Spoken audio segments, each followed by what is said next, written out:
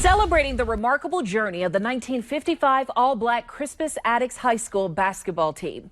A new production depicts the team's historic victory as the first time an all-black team won a state championship in any sport in the country. Our Rafael Sanchez sat down with the people behind the project for a special preview.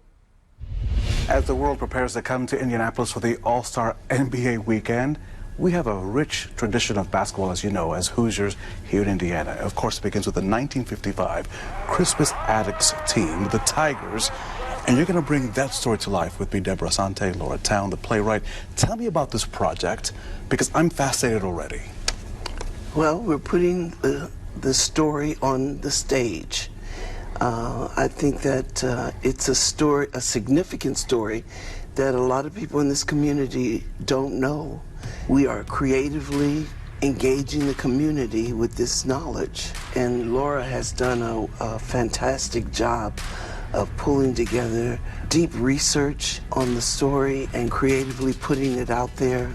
So I'm excited. Laura, you're the playwright, and you did all the fact-checking to make sure that when the 1955 Crispus Attucks team, when that story comes to life, people will know about it. First, tell us about the story for those that may not know about this amazing team from 1955. Sure. Well, I would like to say that I lived in Indianapolis for 20 years before I knew this story. I saw the Crispus Attucks champions in the 2015 Memorial Day Parade as the Grand Marshals before the Indy 500. And I realized I did not know this story. And living as part of this community, I should know this story, and that's when I started doing the research. But in 1955, Crispus Attucks, an all-African-American high school, won the state basketball tourney. They had 97 points to Gary Roosevelt's 79. Those 97 points are still the record for the most points scored in the tourney. Now, the previous year was Hoosiers, which everyone knows that movie. It was Milan. And that score was 32-30. So it was a drastic change in how the game was played. But beyond winning the state tourney, that was the first time in the nation that a black team had won a championship of any integrated sport. And one of the leaders of the team was Oscar Robertson, and we all know that he did on to do great things in basketball. Of course, we have the coach Ray Crow and all the others' names, right? Yes. Yes. Willie Merriweather and John Gibson, all the names that we have to remember that bring greatness to the sport. When people come to this play, what do you want them to get out of it? Because I can't wait to see it. Oh, good, good. We want them to be inspired, because it's a story about dreaming and working hard and then being disappointed, but yet getting up and still being a game changer. And in that, it also highlights Crispus Attucks as a high school. There's something special that happened here in Indianapolis with that school. And the beginnings of that school was not a positive thing, but yet this community made it so impactful to not only sports, but scientists and lawyers, all kinds of people have come out of that school. So we are having the play at Crispus Attucks where it happened. So everybody can not only know the story, but sit in the story.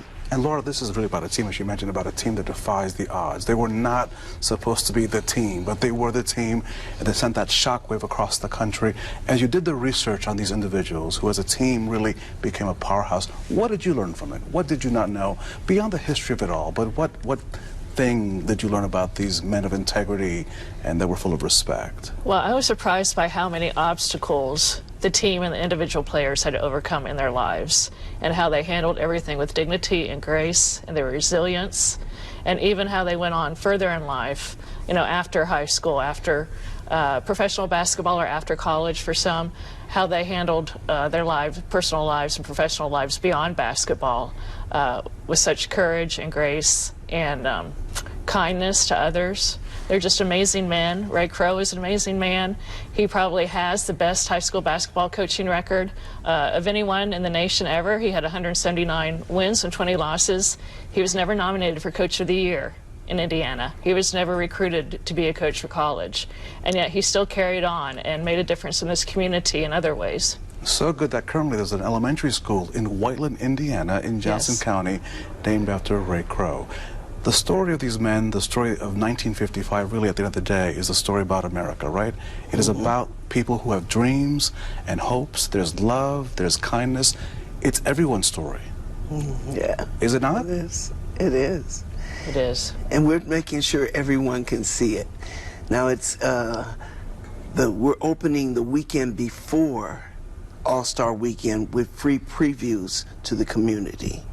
And then tickets will go on sale for All-Star Weekend, because it's important that this history, this story, gets out there. It seems to me that these All-Stars were born in 1955, right? So the All-Star game, which is Right. coming, I guess right? so. I didn't think of it like that. Well, but yeah. I thought of it that way because I think those of us that back at our history, look for those marks in our history where we could look at those folks that can make us better. Yeah. That's part of history, right? It's to look back and see, okay, that happened, but boy, 2023 has to be better. And this production obviously makes us all better by bringing the life of these men together. We want to thank you, Deborah Zante, Laura Town, for bringing the story together. We look forward to seeing it, and best of luck with your production. All right. Thank Thank you. you. Thank you, ladies.